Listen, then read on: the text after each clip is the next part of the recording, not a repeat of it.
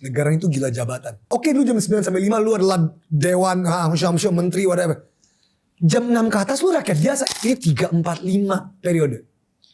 Clearly kalau lu udah 5 periode dalam sebuah lembaga, harusnya pencapaian lu luar biasa dong. Dan yang menarik, it's usually orang yang gak ada yang kenal. Itu. Padahal kan seharusnya dia menang karena popular vote. Terus kenapa dia bisa menang? Ya itu dia. Welcome.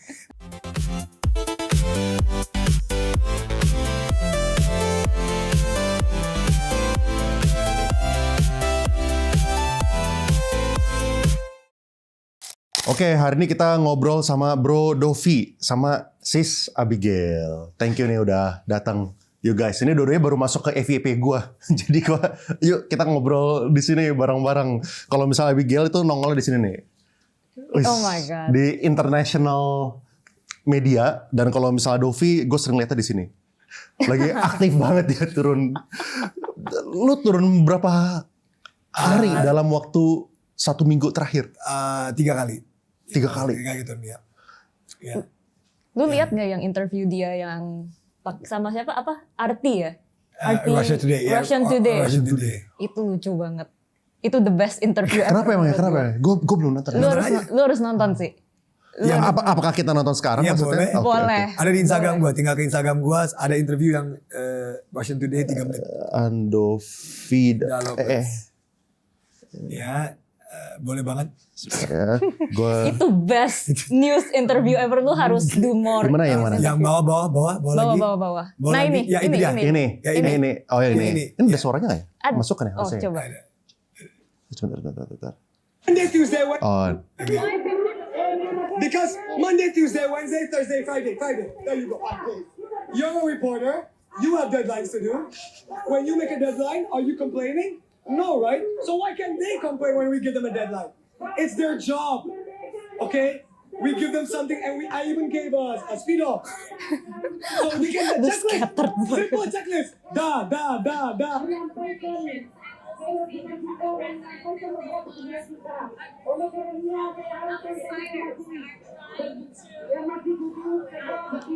Even if there is the guy behind you. president, say it. Say the name. Say it so that we all know. The presidential palace has way more knowledge than us. We don't have Right. intelligence. We don't have all this. All sorts of intelligence are at the disposal of their hands. If they know who the bad actors are, can you say it? Because we feel like we're here from the heart. Yeah, it's our own actions. No one called me. No one told me to come here. Right? So it's our own actions. I didn't even call this guy. He's my brother. Yeah, I met him here. I was like, what are you To be doing? honest, he's my little brother. I met him here. Yes. He didn't read my WhatsApp. That's my intro to conversation.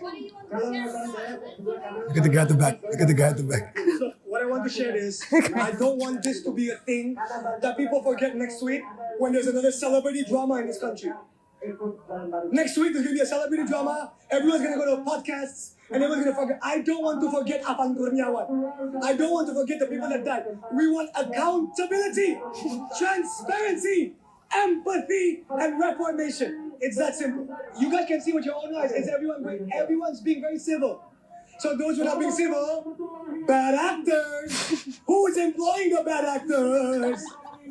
I don't know. You guys have the intelligence. Tell us. Tell us who the bad actors are.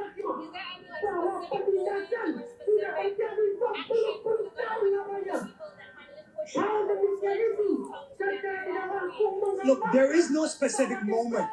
This has been a culmination of bad policy, near empathy, no empathy from the people who are saying, bad communication from the government, efficiency from to the bottom, but the top is still going abroad without how much budget they have.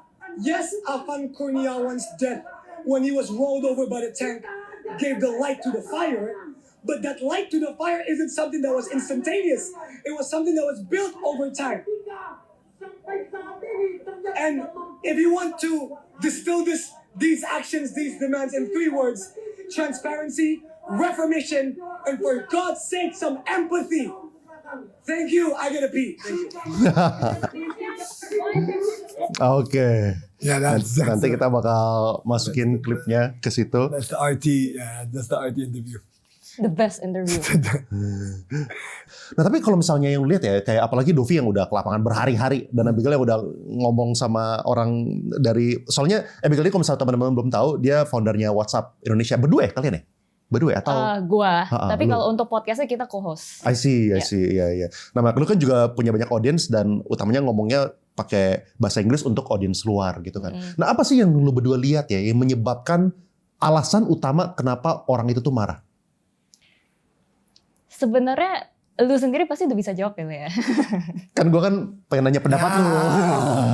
Jadi menurut lu gimana? Kita balikin lah. Ini Iya apa? benar. Nah. Lu pasti sudah merasa juga gitu kan yang buktinya yang lu ngomong, dan menurut gue juga beberapa narasumber gue juga udah ngomong gitu bahwa ini nih nggak cuman yang marah tuh nggak cuman buruh, nggak cuman ojol, nggak cuman mahasiswa, orang-orang investor, businessman yang kelas menengah, kelas atas itu juga udah marah gitu, udah muak karena masalahnya ini nih bukan cuman nyasar satu kelompok dua kelompok doang, makanya bisa sepecah ini. Ini kan udah berbulan-bulan orang tuh nelenin perkataan-perkataan aneh dari pemerintah, habis itu regulasi-regulasi yang bikin makin parah, makin susah gitu hidup. Pajak, ya kan segala sesuatu mau dipajakin, pajaknya mau dinaikin. Terus habis itu udah dikejar-kejar pajak karena target pajaknya makin naik terus. Akhirnya bisnis yang udah lesu dikejar-kejar pajak mulu, boro-boro mau mikirin inovasi, boro-boro mau survive, ya kan? Terus udah kayak gitu, untuk yang kelas pekerja, banyak banget yang di laid off. Banyak banget yang bahkan belum sempat kerja karena pengangguran lagi banyak banget. Ekonomi kita lagi lesu gitu ya. Kan katanya 5,12%. Abis itu di gaslight, ya kan? Nah gue nggak tahu itu bener apa nggak, tapi gini, yang gue bilang, kalau yang 5, berapa persen pertumbuhan ekonomi itu benar, justru itu menimbulkan pertanyaan yang lebih serius menurut gue, yaitu kenapa rakyat nggak merasakan? Berarti kan ada bottleneck-nya di mana? Atau ada bocor di mana? Ya kan? Nah, jadi ini udah frustrasi secara ekonomi, udah frustasi secara politik, terus yang seharusnya dewan-dewan yang mewakilkan kita, bukannya malah membantu, bahkan rakyat kan sentimennya udah kayak, udah nggak usah bantu, leave us alone aja gitu. Udah jangan ganggu-ganggu kita mau cari duit, kita mau hidup, kita mau ya berbisnis, berkarya apa segala, udah jangan ganggu kita. Tapi itu pun diganggu gitu kan. Jadi udah akhirnya ketika yang yang mulai bikin udah mulai crack itu tuh menurut gue yang tunjangan. Karena itu udah sevulgar itu. Ditambah lagi cara dewan-dewan itu merespon. Ya kan rakyat udah marah, malah joget-joget ya. Terus abis itu malah ada yang dikatain tolol. Abis itu ya respon-respon yang sangat-sangat menghina lah menurut gua. Udah digituin terus, akhirnya udah mulai demo kan, yang pertama kan mahasiswa ya. Abis itu buruh.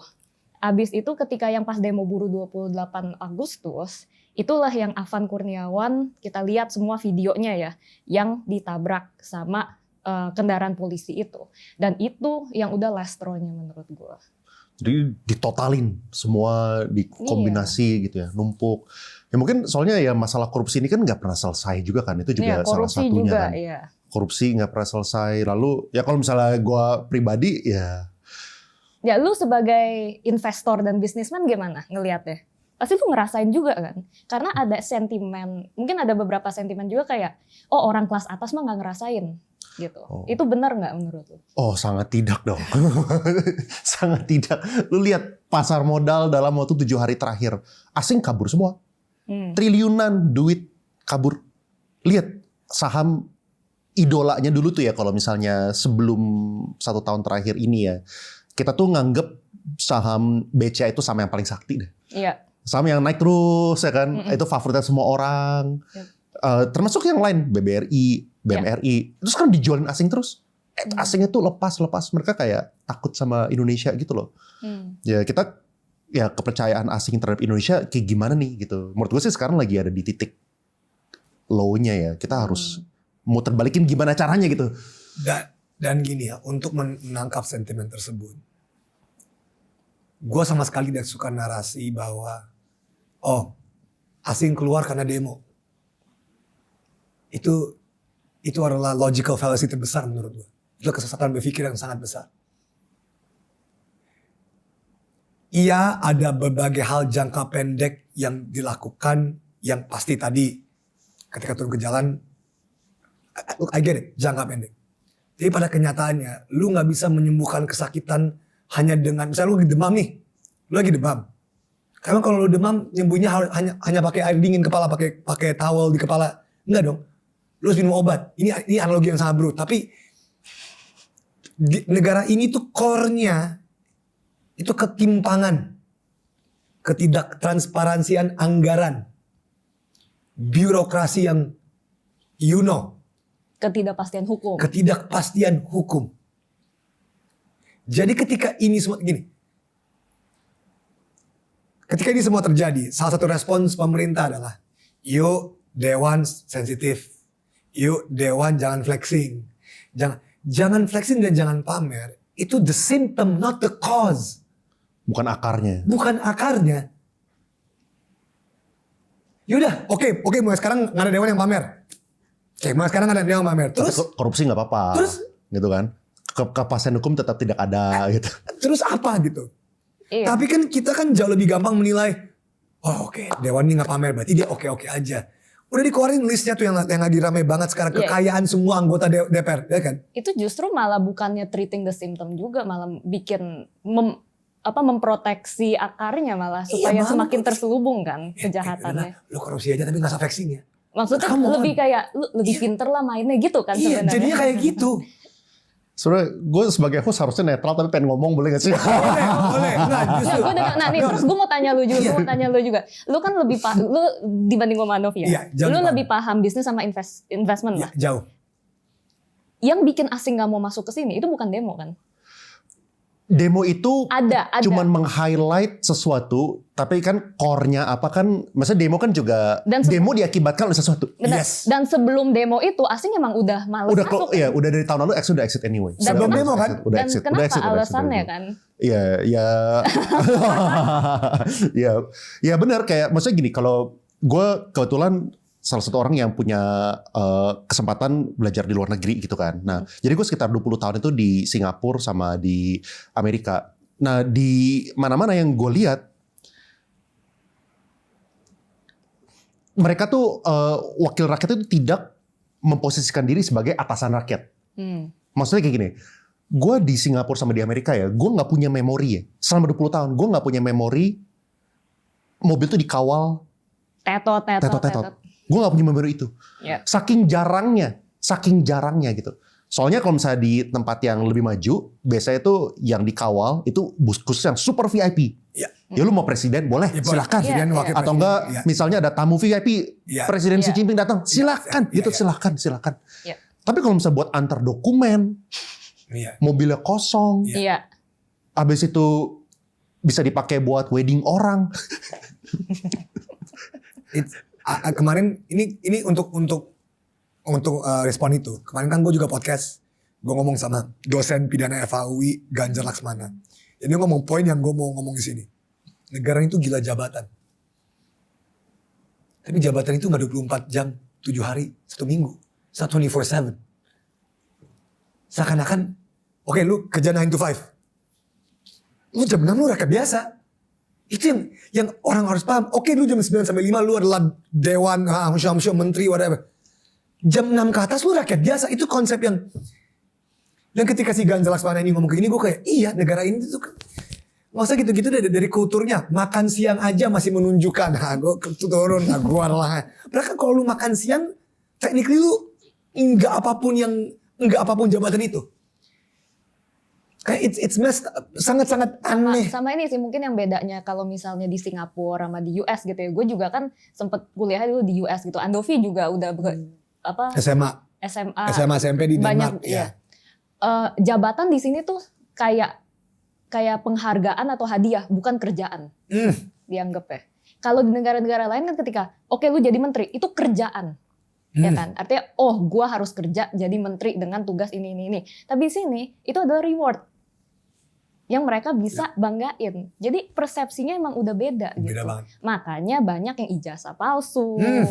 Terus abis itu banyak yang emang sekedar pengen rangkap jabatan. Karena untuk mereka tuh mereka nggak ada konsep earning it gitu.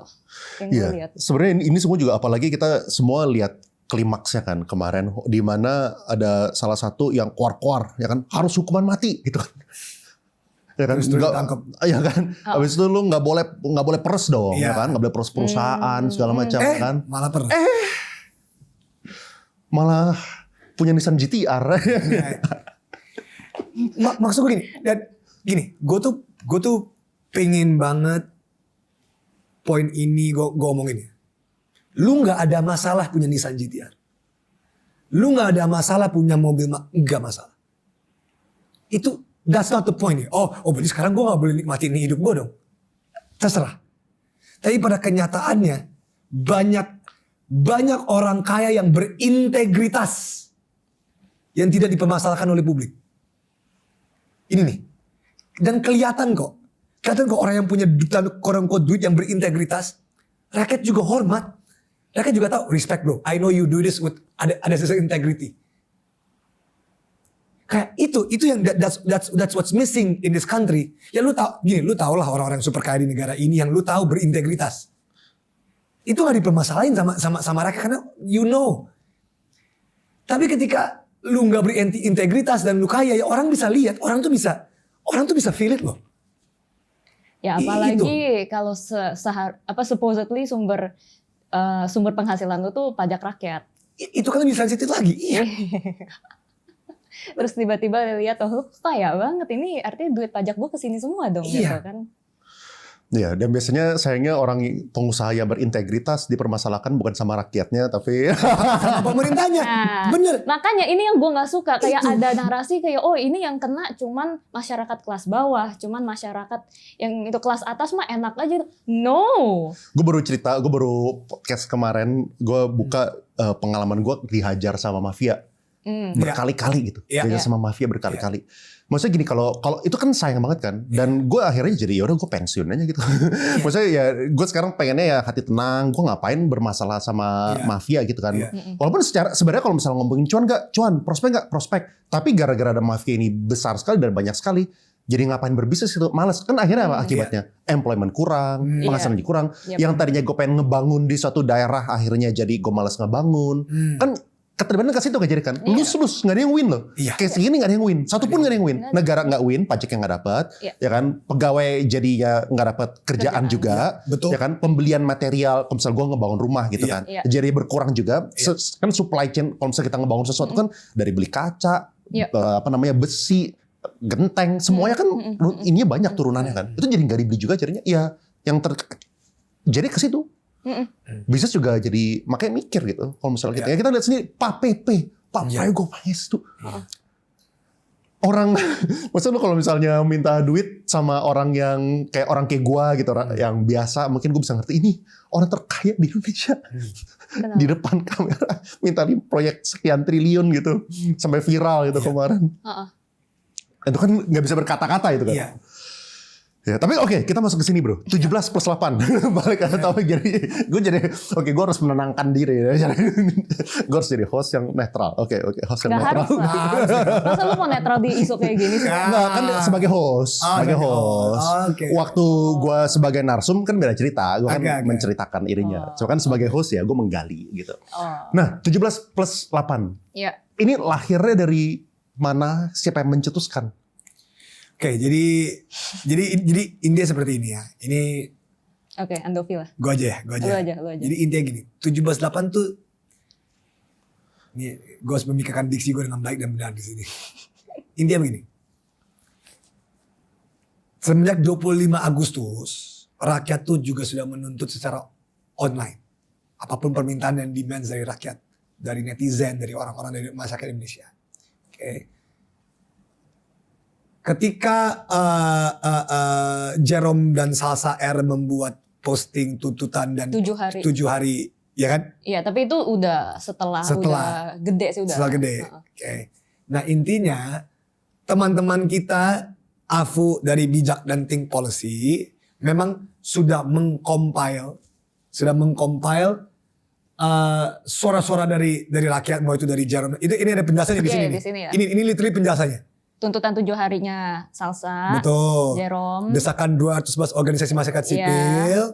terus habis itu PSHK, terus Iya. habis itu pernyataan sikap Ikatan Mahasiswa Magister Kenotariatan UI, habis itu pernyataan sikap Center for Environmental Law and Climate Iya. Justice UI, tuntutan demo buruh yang terjadi 28 Agustus, 12 tuntutan rakyat menuju reformasi, transparansi, dan keadilan oleh Reformasi Indonesia di change.org. Jadi dari ini udah ada Udah ada effort basisnya. untuk dirangkum Yes. gitu. Udah effort rangkumnya. Mm-mm.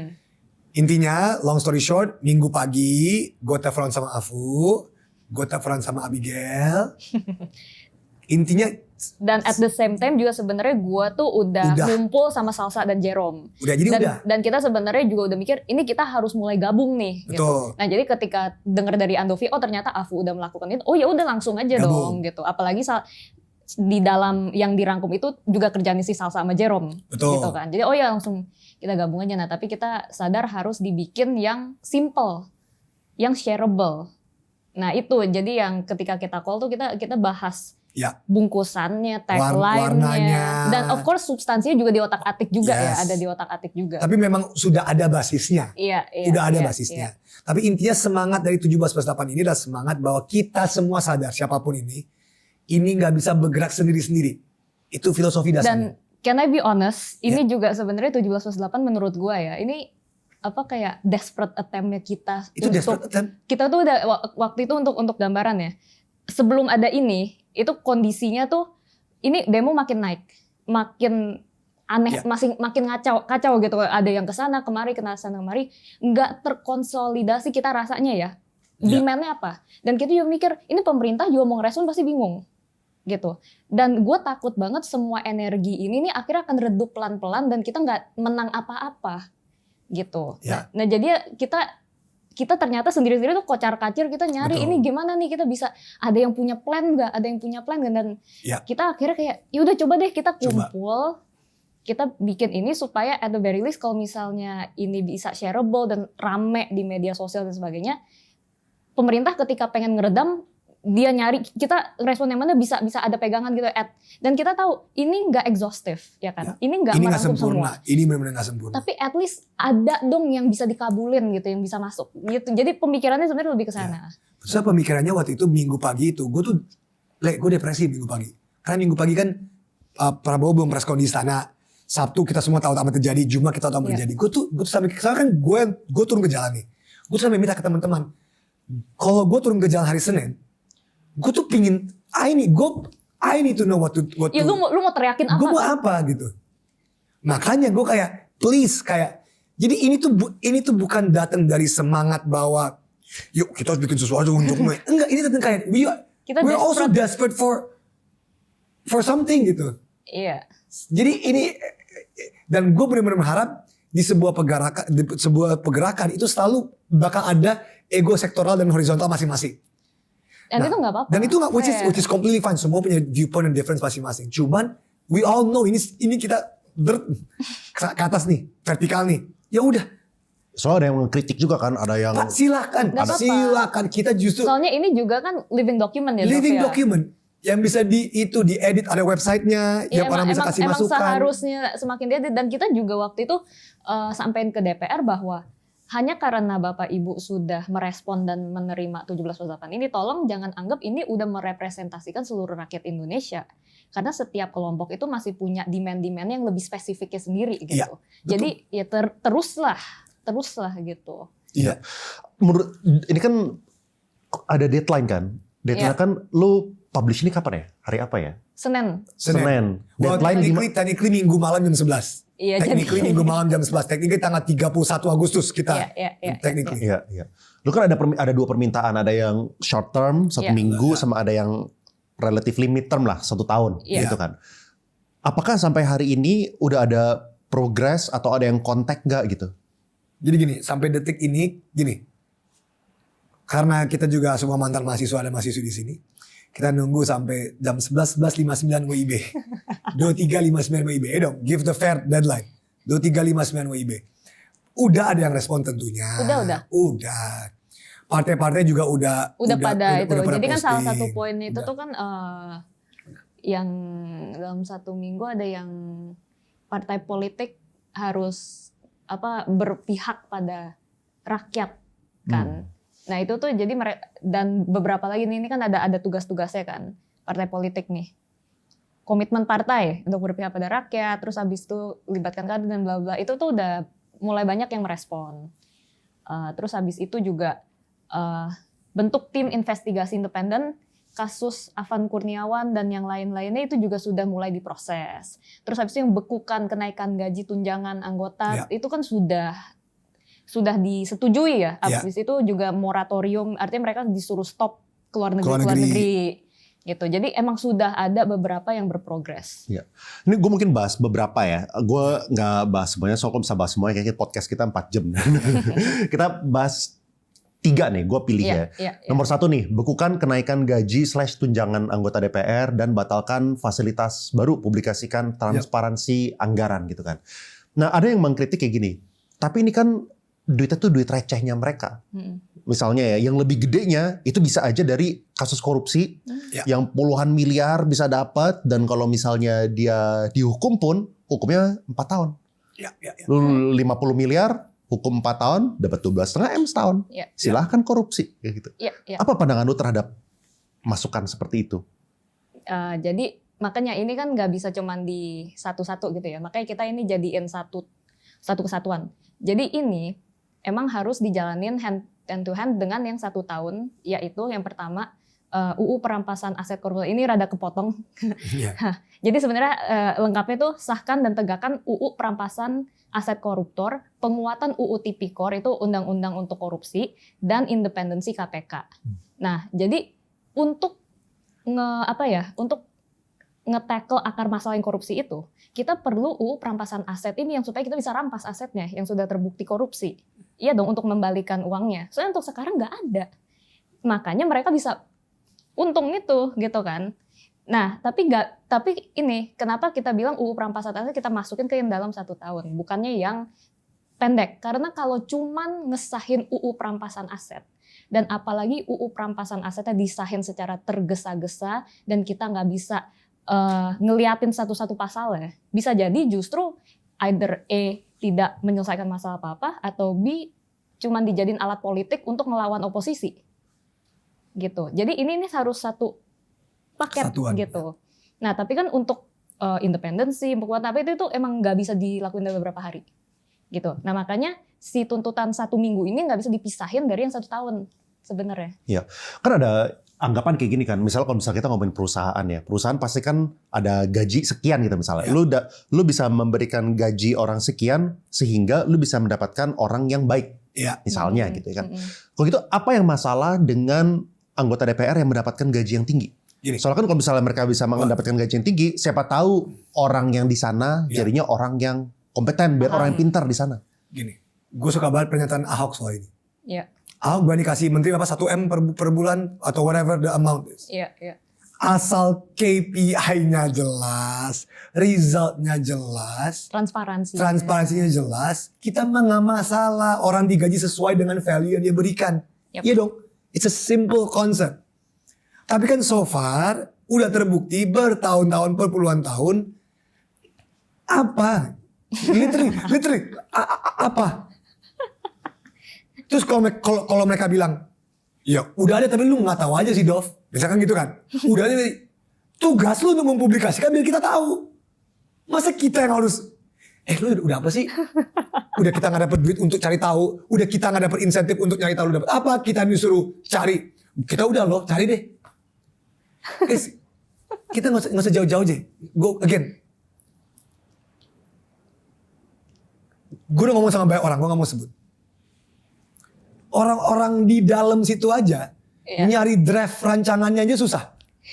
No, kita nggak usah ngomongin kita deh. Ini orang yang politically pengen tahu aja. Orang dalam. Orang dalam aja disuruh cari rancangan UU A B C D E F G susah lah. Jadi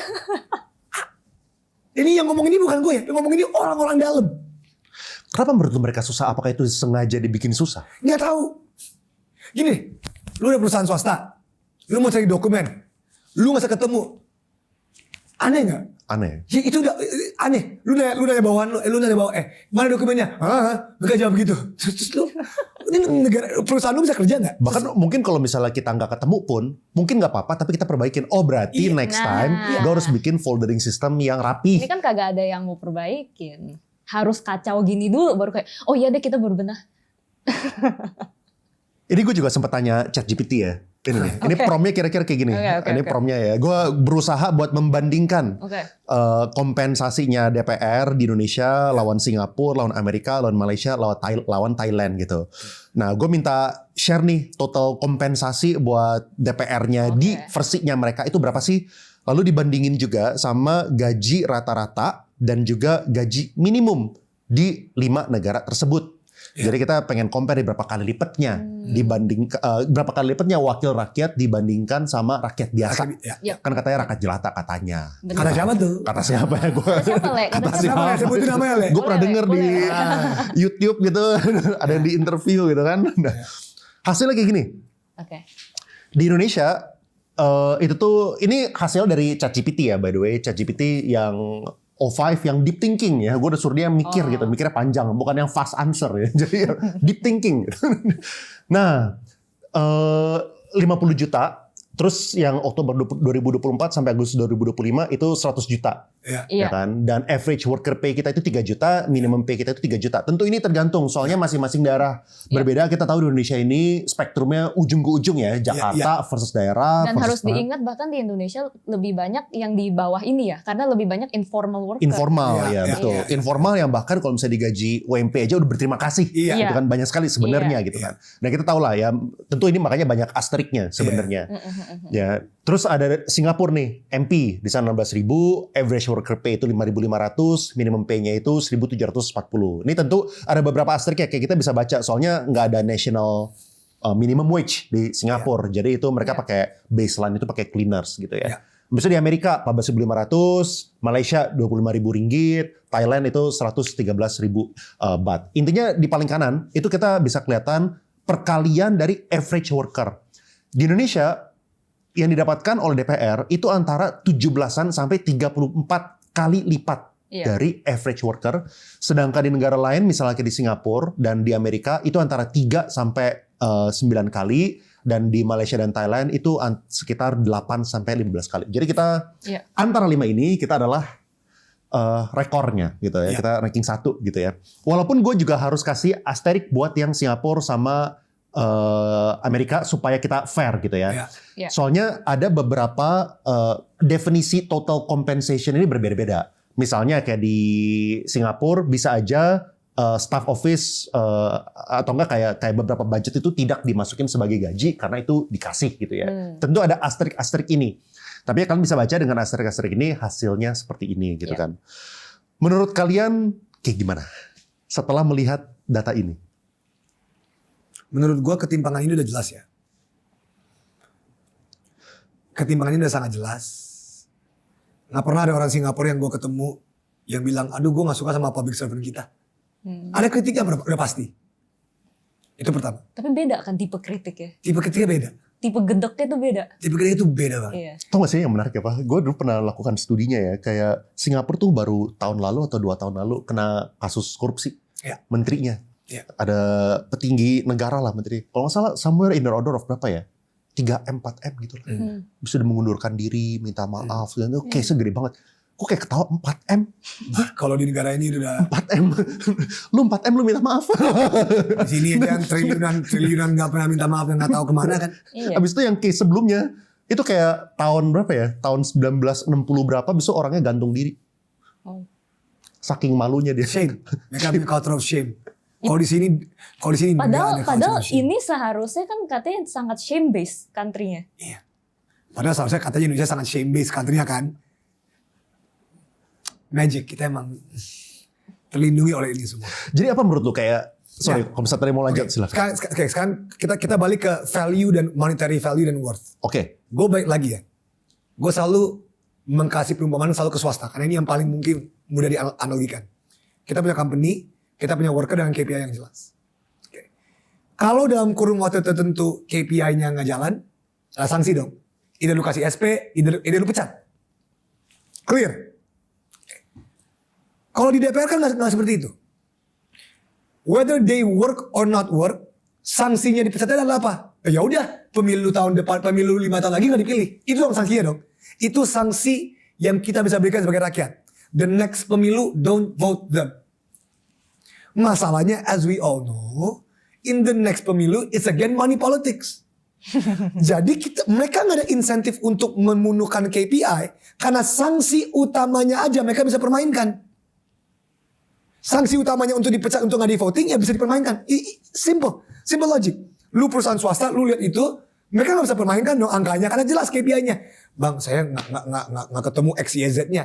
Ya udah, SP1, SP2, SP3 pecat. Kalau ini, bang saya nggak berhasil mengesahkan aturan undang-undang. Ini kan DPR itu ngapain sih? Membantu, merencanakan dan mengesahkan dan membuat undang-undang. Kedua, mengawasi lembaga eksekutif, literally, dan yudikatif. Ketiga, anggaran negara. Kalau mereka nggak bikin KPI-nya dengan bagus, aduh, tahun ini, let's say gue hanya bikin 2 undang-undang. Misalkan KPI gue 5. Nggak seperti itu, tapi let's say. Yaudah deh, kayaknya 5 tahun lagi gue nggak di voting ulang. Enggak deh, gue bakal di voting ulang lagi. Lu tau gak? Ada orang yang 5 periode di DPR, lu tau gak? 5. Gue gak ngomong 2, gue ngomong 3, gue ngomong 5 periode di DPR. 5 kali berapa tuh? Dia tumbuh besar di DPR. Tumbuh besar di DPR. 3, 4, 5 tuh bukan orang yang jarang. Yang baru ada, yang periode baru. Ini 3, 4, 5 periode. Clearly, kalau lu udah 5 periode dalam sebuah lembaga, harusnya pencapaian lu luar biasa dong. Dan yang menarik, it's usually orang yang gak ada yang kenal. Itu. Padahal kan seharusnya dia menang karena popular vote. Terus kenapa dia bisa menang? Ya, itu dia. Welcome. I think that's kalau mau tahu the core, the root cause. This. Dan ini penting banget. Dan mungkin tadi ke pertanyaan lu ya. Gak apa-apa dong kalau misalnya anggota dewan kita kasih insentifnya besar supaya orang-orang yang kompeten yang layak mau ke situ. Kalau misalnya kita rendahin banget, ya kita akan dapat kualitas orang yang kurang dong gitu. Nah, tapi ketika lu kasih insentif kayak gini, tapi cara untuk lu menjabat itu harus lewat cara yang kayak Andovi bilang. Money politics. Itu bukan attract orang-orang dengan integritas berkompeten, tapi itu akan attract tipe orang yang sangat berbeda. Gitu. Kok itu cara menyelesaikan ini kayak gimana? Berarti kan kita nurunin gaji pun juga. Jadi kan gue ngomong ini dengan caveat bahwa ada orang-orang baik di DPR. Iya. Tentu ya. Please gue ngomongin seakan-akan Andovi Mabigel masuk. Ada kok orang-orang baik di DPR. Di pemerintah banyak banget orang yang baik. Tapi as you know, you're a businessman, you know. No matter how good the people are, if the system is messed up, good luck. Iya dong. Mau bisnis sebagus apapun, ide orang nggak brilian sebagus apapun, kalau sistemnya buruk. Jadi sebenarnya ada, jadi beberapa akademisi dan ahli gitu ya.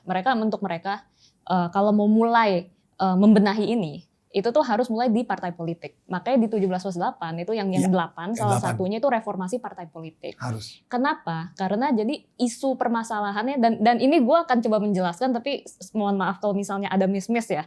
Ini harus ada yang lebih ahli. Cuman ketika kita reformasi, pendanaan partai politik kita tuh kelupaan untuk ikutan di reformasi. Yang dimana artinya sekarang partai politik kan untuk menjalankan kesehariannya kan dia harus punya kantor, dia harus logistik harus bayar staff dan sebagainya. Itu dananya dari mana? Mereka cuman dikasih dana lewat APBN itu sangat kecil yang bahkan tuh sampai untuk ngidupin listrik kantor mereka di seluruh Indonesia aja nggak cukup. Nah boro-boro mereka harus kampanye, boro-boro mereka harus lakuin edukasi politik. Akhirnya kan mereka harus apa? Cari duit. Gimana cara cari duitnya? Ya akhirnya mereka sangat-sangat bisa dilobi. Mereka harus sangat-sangat ketika ada anggota-anggotanya masuk ke pemerintahan ya harus proyekkan. Kenapa ya? Untuk menghidupi si partai politik ya. Dan meanwhile semua jabatan itu kalau mau naik harus lewat partai politik. Gitu. Di beberapa negara-negara yang maju, partai politik itu banyak yang didanain sama APBN negara gitu. Jadi udah dialokasiin jelas. Jelas, transparan. Nah, Ya. permasalahannya di sini, kalau kita mau naikin, oke, APBN jatah buat partai politik dinaikin, orang pasti marah. Pasti, Iya pasti. dong. Orang masih kayak, Wah, karena partai politiknya itu udah tidak dipercaya. Dan emang itu sangat valid gitu yang Iya, dipercaya. valid. Nah, jadi ini rada stuck sebenarnya gitu. Tapi ini yang lagi banyak dikaji sebenarnya. Harus ada reformasi pendanaan partai politik itu pertama. Yang kedua, itu yang Andovi bilang, money politik. Jadi sebenarnya banyak caleg-caleg gitu ya, banyak orang-orang partai politik itu juga udah capek sama politik uang. Oh, mereka pun sebenarnya nggak suka juga. Mereka juga capek. Kita punya Iya. banyak temen caleg yang maksudnya mereka coba kampanye gitu ya. Iya.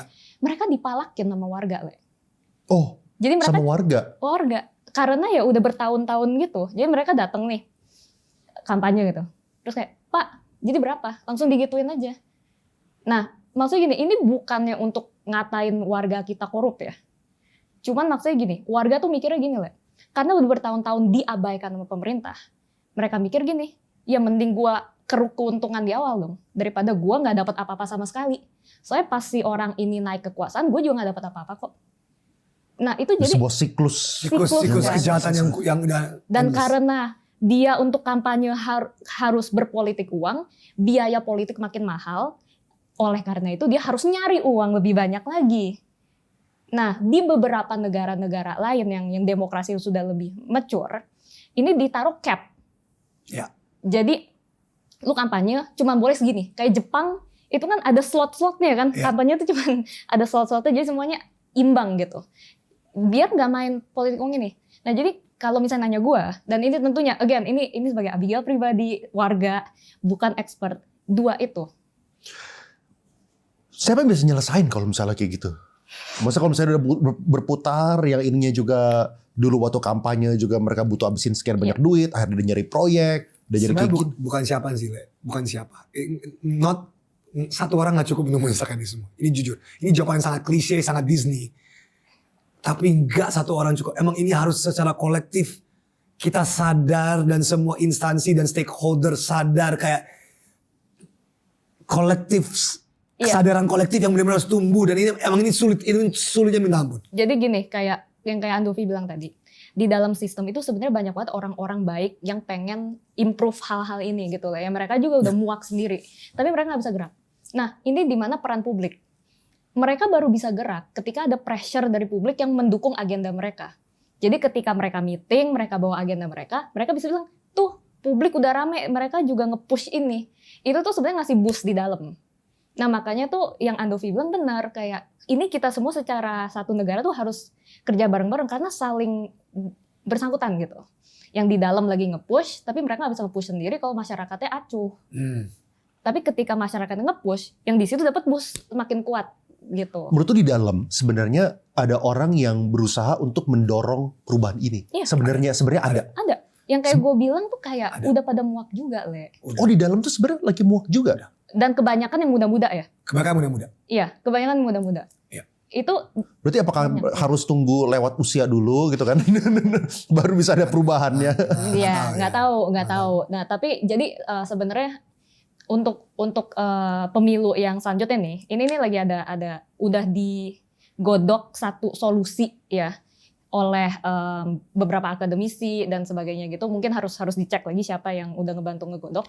Cuman jadi rada ganti sistem pemilihan, cara kita milih anggota DPR dan DPRD gitu. Yang untuk sekarang kan kita milih individu. Nah ini diganti jadi setengah-setengah. Jadi ada yang kita pilih partainya doang, ada yang kita pilih individunya doang gitu. Nah ini nih sebenarnya mungkin gue nggak akan jelasin sistemnya rada complicated ya. Cuman intinya karena kita sekarang milih individu, itu menginsentifkan si individu itu untuk bikin money politik gitu kan. Ini. Tapi begitu kita hilangkan versi individu itu di satu level, akhirnya kan cuman partai politik yang beradu. Dan partai politik beradu itu tentu nggak kayak mereka nggak mungkin dong kasih money politik, enggak. Cuman meminimalisir. Dan mereka bisa lebih ada kesempatan untuk adu gagasan, dan kalau misalnya partai politiknya emang niat, ketika misalnya partai politiknya menang nih, dia bisa taruh orang yang emang dia pikir kompeten gitu. Nah ini harapannya. Nah, tapi kita gabung, nggak cuman gitu Nggak doang. cuma gitu doang. Jadi ada Iya. setengah tertutup, setengah Setengah terbuka. terbuka. Nah ini jadi kayak, nah ini nih sebenarnya lagi diajuin gitu. Iya. Ya kan salah satunya juga yang kita bahas ya. Ini ada hak imunitas, cuman kita udah nggak usah bahas deh. Ini nih, Iya. sahkan dan tegakkan UU perampasan aset koruptor. Dan tadi lu bilang ini juga kepotong kan, masih ada buntutannya lah. Itu gitu kan koma penguatan. Iya. Ya namanya kan lu pengen bikin shareable soalnya kan. Ya kalau misalnya gizi semua jadi Iya, nggak full. oke. Nah cuman ya yang tadi kan soalnya kan kalau misalnya orang yang mau menyelesaikan ini dengan serius kan harus mikirin secara komprehensif kan. Soalnya kalau misalnya oke ditegakin, tapi oknum-oknumnya yang menegakkan itu masih orang yang masih banyak dan masih orang yang sama, ya. Sebagai gini, untuk ngomong bicara soal perampasan aset koruptor, please penonton dulu, nonton interview dengan Ganjar Laksmana.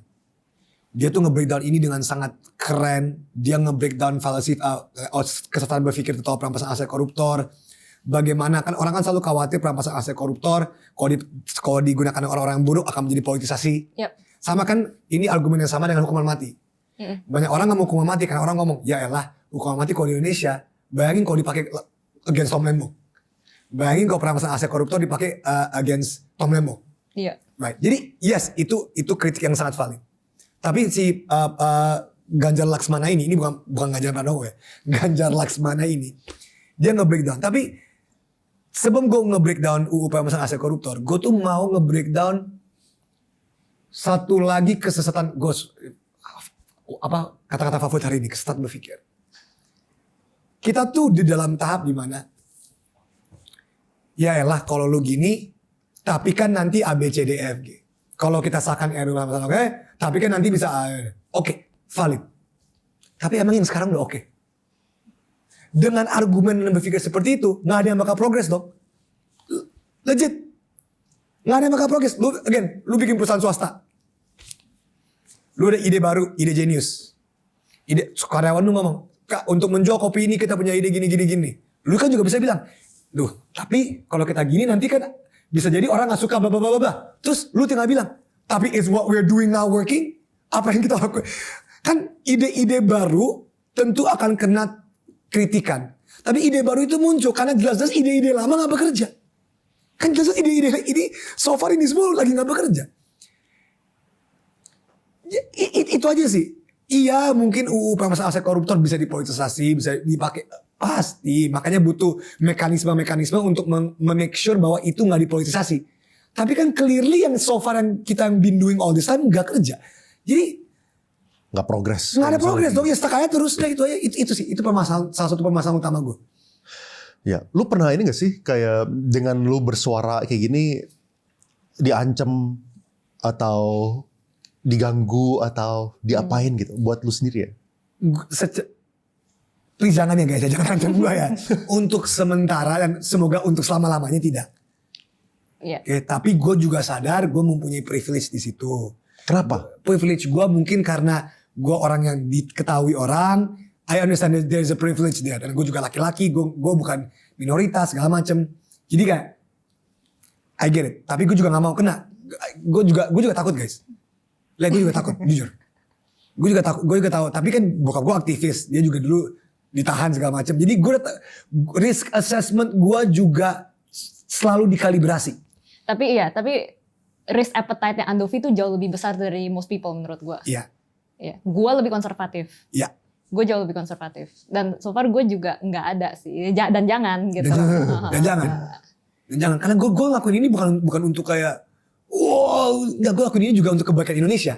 Lu interest sampai turun ke jalan terus-terusan dan lu salah satu ya lu berdua lah orang yang suka bersuara. Itu ada apa ya? Drive-nya dari mana? Kalau misalnya nanya gue pribadi, gue belum bisa nemu jawabannya. Tapi yang the best way gue bisa jawab tuh ini. Gue ngelakuin ini lebih untuk ketenangan diri. Karena kalau gue nggak bersuara tuh gue nggak tenang gitu lah. Gak tahu kenapa. Mungkin karena apa ya? Ya mungkin peduli atau apa. Cuman ketika waktu itu udah mulai gejolak apa segala gitu ya. gue tuh kayak gue nggak bisa nggak ngomong gitu. Ini semua kan gak ada bayarannya kan? Gak ada. Keluar duit, gue hilang Peace job, of hilang mind. meeting, gue hilang. Lu hilang job. Minggu nggak? ini gue cancel hampir semua job gue BTW. Iya. Jadi kalau orang ngomong gue dapet duit, I'm literally by definition losing money. Literally. Iya gue juga Jadi, kayak jadi lu- nggak bisa ambil job yang lain. Lu gak takut diasosiasikan? Kan kadang-kadang ya contoh ya, ada brand yang kayak gini. Ada merek-merek lu lihat, si Dovi lagi bersuara nih. Oh, ada. Takut nih dia ngomong sama tapi pemain. juga ada brand-brand yang berani. Dan gue Yang malah sangat datang. mengapresiasi brand-brand yang berani ini. Iya, iya. Banyak kok. Banyak juga yang udah, ya udahlah Novi gak usah lah radioaktif. Udah gue tahu. Tapi gue juga mengapresiasi brand-brand yang berani. Dan ada. Waktu itu sempet gue mau ngomong sama mereka, boleh gak gue sebut kalian sebagai brand-brand berani? Yang kerja sama-sama gue. Kata mereka jangan dulu.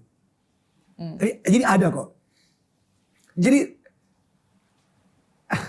gue bingung banget. Gue tuh, dan contoh, Senin Selasa ini gue udah meeting untuk syuting iklan. Gue bilang, gak mau. Ini lebih penting. Terus mereka ngomong, konsekuensinya apa Luffy? Kalau kita nggak ngikutin timeline, kita bisa aja ganti lu loh. Iya dong. Dan gue ngomong, ya udah, ini pilihan hidup gue. Boleh sebut nggak? Nggak bisa, karena etis. Gue nggak bisa. Bukan brandnya. Yang lu kehilangan akibat lu nggak ikut iklan itu kira-kira berapa range-nya? Gue nggak akan sebut. Nggak mau sebut. Gue nggak akan sebut. Tapi inti ada. Dan itu gue belum ngomong soal opportunity cost ya. Itu kan yang udah fix. Kan ada kayak, aduh Andovi Kamis bisa gak? Aduh gak bisa lagi. Ya, iya dong, ini kan opportunity cost sebagai... Iya. Kalau misalnya kita balik ke sini ya, kenapa lu nggak nuntut juga untuk pembuktian terbalik sama untuk hukuman mati? Ya sebenarnya jadi pas kemarin gue ngomong sama Ganjar Laksmana, dia ngomong, pembebasan aset koruptor tuh harusnya dalam asas pembuktian terbalik. Itu penting banget tuh. Jadi kalau lu lihat LKPN pejabat, lu lihat, ya lu buktiin kebalik dong. Kalau udah make sense. Jadi itu harusnya di dalam si UU perampasan aset koruptor ini. Iya harusnya ada, harusnya. Iya. Dan untuk hukuman mati, hukuman mati has been a debate. Ini menjadi perdebatan sejak dahulu kala lah. Jadi ini menurut kita tuh enggak untuk di sini. Iya, Tapi kalau rakyat mau ngomong silakan. Dan jadi kalau misalnya hukuman mati, gue udah ngobrol sama banyak orang yang kayak di KPK, terus habis itu di ICW yang Indonesian Corruption Watch segala. Mereka semua bilang bahwa lebih baik rampas asetnya, miskinkan koruptor daripada hukum mati. Gitu. Karena duitnya bisa kembali ke negara dan sebagainya. Whereas kalau hukuman mati kan ya udah dia mati aja gitu. Dan itu juga ada pertanyaan moralnya lah, etisnya ya kan. Jadi lebih baik miskinkan daripada dihukum mati. Itu pun para yang pejuang anti korupsi bilang begitu lah. Ya. Ini kita ke poin terakhir nih, ini nih. Hentikan keterlibatan TNI dalam pengamanan sipil, kembalikan TNI ke barak. Ada argumen yang ngomong kayak gini kan, yang bilang, loh tapi kan justru kita lagi butuh mereka, kita butuh ada yang ngejagain. Kalau misalnya kita lihat kemarin apa yang terjadi sama orang yang ditabrak sama mobil gitu. Ya kan, jadi kita butuh ada TNI justru yang buat mengeimbangi ini. Gitu. Apa masukan lu buat itu? Masukan gue adalah two wrongs don't make a right. Iya. Gue sengaja ngomong bahasa Inggris biar gue gak diserang. Jadi gini, mungkin gue ini gue soalnya bukan ahli di sini ya. Gue juga bukan ahli di sini. Jadi ini huge disclaimer. Cuman the way I understand it itu gini. Jadi nginget Orde Baru dan reformasi. Salah satu keberhasilan kita di reformasi itu misahin antara TNI dan Polri. Dulunya kan satu. Dan itu yang bikin Orde Baru tuh berkuasa banget, ya kan? Dan gak bisa ditentang apa segala gitu. Nah ini kita berhasil pisahin. TNI itu oversimplifikasi untuk keamanan negara melawan ancaman dari luar. Polisi itu untuk keamanan internal. Gitu. Itu udah kepisah dan jangan mulai dicampur lagi. Jangan malah si TNI yang seharusnya dipakai untuk mempertahankan negara dari ancaman luar dipakai ke rakyatnya sendiri. Karena setahu gua, tolong correct me if I'm wrong. Ini tadi gua ngobrol juga, TNI itu punya permission untuk kill, polisi enggak. Nah dan jadi ada level itu ya, TNI itu bukan sipil gitu.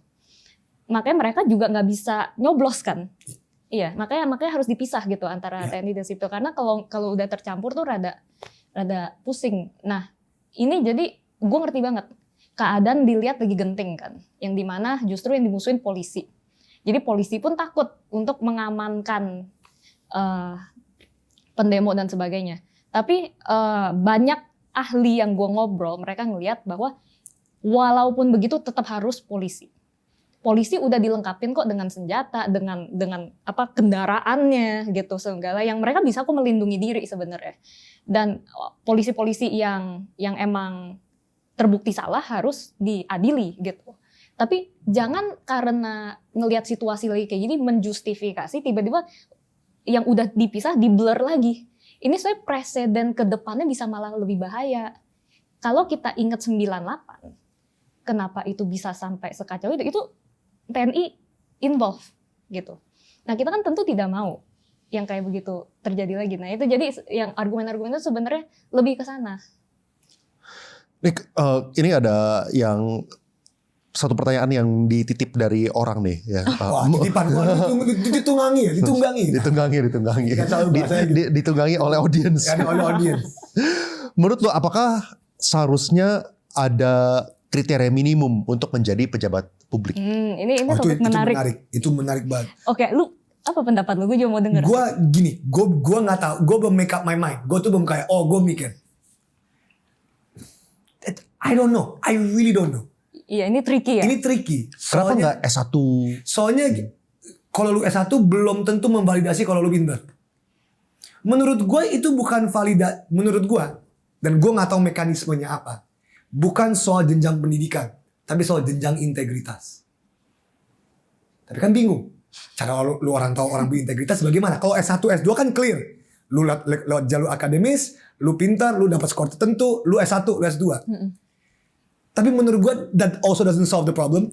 Kalau kita bisa membuat somehow S1 tapi S2 integritas, if that makes sense. Dan gue tahu ini masih awang-awang, ide emang harus awang. Jadi core issue-nya tuh menurut gue kan ini untuk DPR ya? Ya. Nah DPR itu kan perwakilan rakyat. Jadi intinya kan harus bisa mewakilkan aspirasi rakyat kan. Kalau kita patok minimum S1, artinya yang masuk bisa quote and quote menengah ke atas semua dong.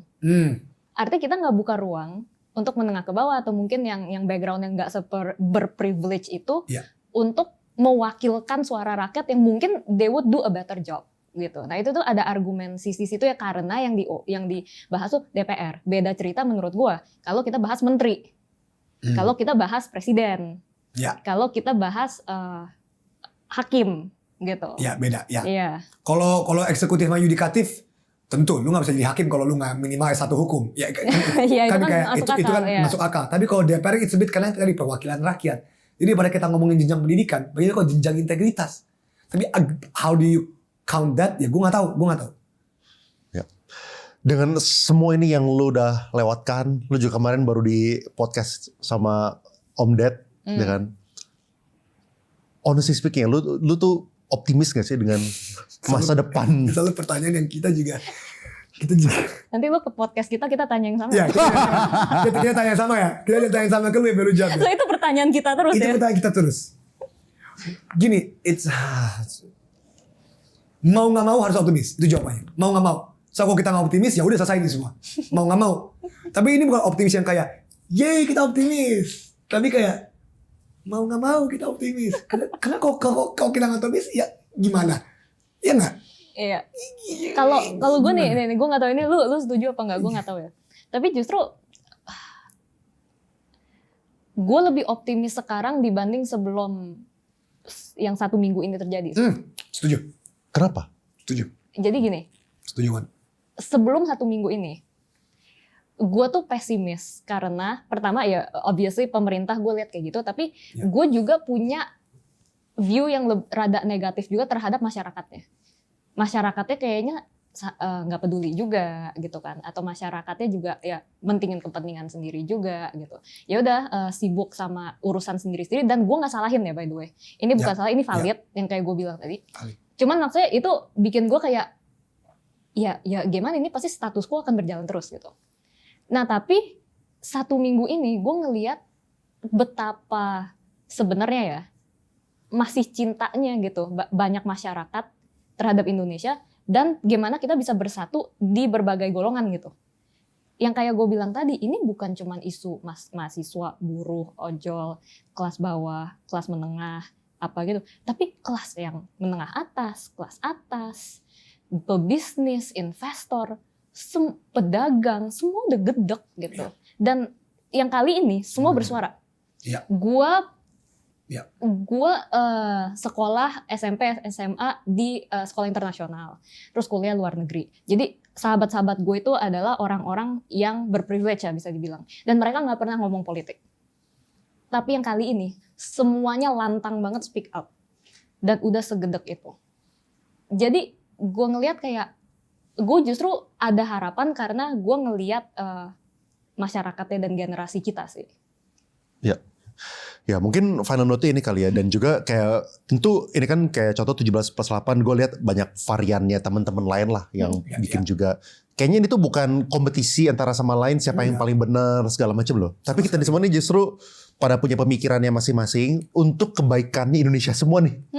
Semuanya tuh kayak gitu. Jadi gue rasa nggak butuh kita bilang oh itu salah itu yang benar tuh ini kayak buat apalah gitu. That's not the point gitu. Kritik nggak apa-apa menurut Apa-apa gue. kritik aja terus. Ya kalau yang ngekritik kayak condescending yang kayak ngehina-hina doang itu kan nggak ada substansinya ya itu oke, ya ngapain lah gitu. Tapi kalau ngekritik secara genuine nggak apa-apa menurut gue.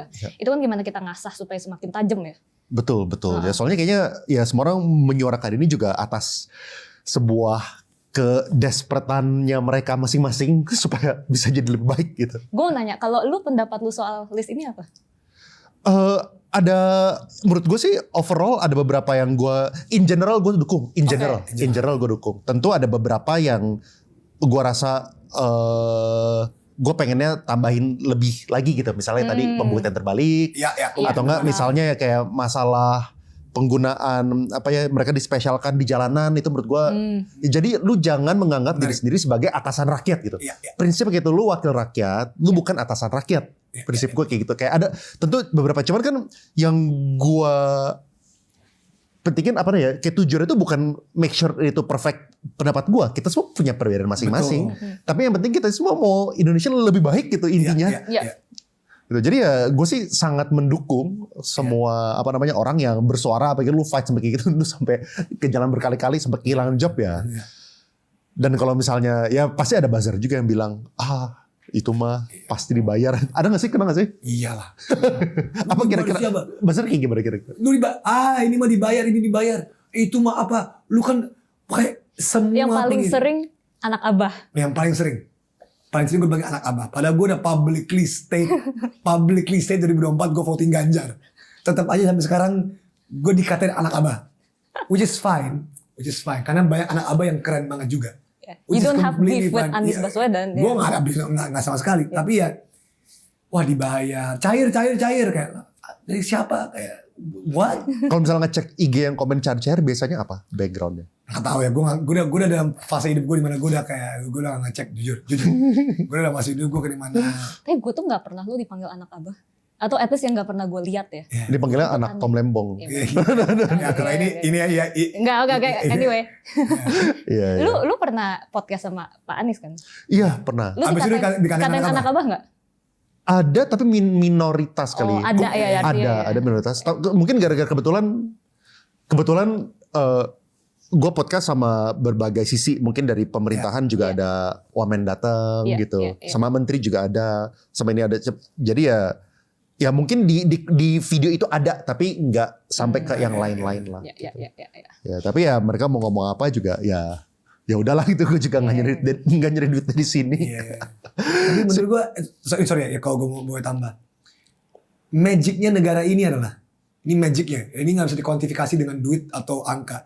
Magicnya adalah kita tetap quote unquote cinta dengan negara ini. Itu magicnya negara ini. Dengan segala tubrukan yang kita dikasih. Nah negara ini tuh kayak itu magic ya. Dan menurut gue itu something yang kita gak bisa quantify. Jujur lu tanya ChatGPT deep thinking, dia juga bingung nih kayak kenapa ya? Sampai bahkan kalau lu lihat ya yang diaspora yang minggu ini, mereka tuh udah nggak di Indonesia. Ini nggak mengaruhi mereka. Beberapa ya, mungkin beberapa masih akan pulang ada keluarga apa, tapi beberapa tuh mereka udah uproot their life di situ. Cinta itu masih ada loh. Dan mereka masih sampai marching, nyalain lilin, mereka orasi, mereka print itu poster 17+8 Iya. berdiri di tempat Iya. macam-macam tempat gitu. Jadi emang iya benar itu aneh ya. Aneh, emang Iya. ini magic yang Gue nggak tahu kalau ChatGPT. lu juga merasakan. Gue nggak Iya, tahu. Jangan cinta bertepuk sebelah tangan aja nih. Semoga kita suatu Sama saat ini kan sama bertepuk sebelah tangan. Bahkan nggak bertepuk sebelah tangan. Toxic. toxic relationship. Kita toxic relationship, di gaslight mulu, di ini, tapi kita tetap kayak Mending iya, sebelah tangan di-ignore ya. di-ignore, iya benar. Iya, dibilang tolol, dibilang tapi kita tetap cinta gitu ya. Iya. Tapi dibilang tolol, tapi cinta. Iya. Itu abusive relationship Itu 101, right? Abusive Itu relationship. abusive relationship. Kita emang abusive banget ya. Iya. Dovi, Abigail, thank you banget Terima for your kasih, time. ya. Appreciate it. Thank you. Thank you.